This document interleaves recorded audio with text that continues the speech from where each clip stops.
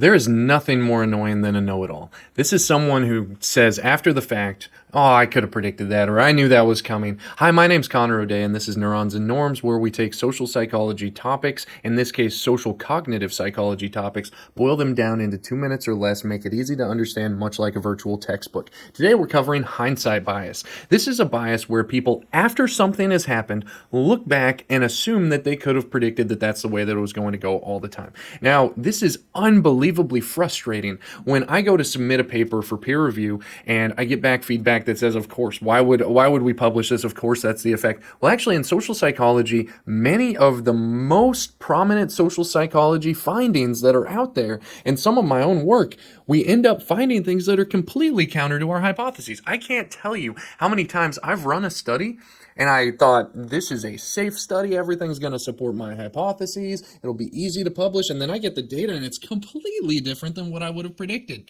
This is a situation where I might look back and say, oh, I could have predicted that, but the reality is I couldn't have.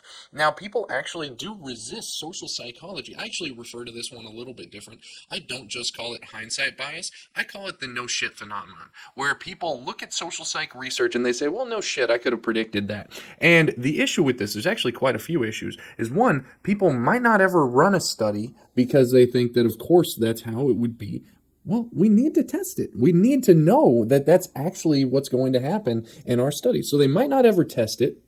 Then when they get the data, they might convince themselves that they would have predicted that all along, and they actually go ahead and change their hypotheses to fit the findings. That's a video for a different day. That's actually a really, really bad thing called harking, or hypothesizing after the research is known. We definitely don't want to do that. But then when I go to publish it, sometimes researchers or people out in the real world say, well, of course, that's the case. And this actually leads to a resistance to social psychological research, despite there being a lot of evidence that in many different circumstances, people would not have been able to predict it. It's just our minds are very, very good at coming up with explanations, and it makes us think that once we know something, we could have predicted it all along. As always, we'd love it if you followed all of our socials, YouTube, TikTok, Instagram. Follow along for more, where you'll get notifications whenever we post new videos.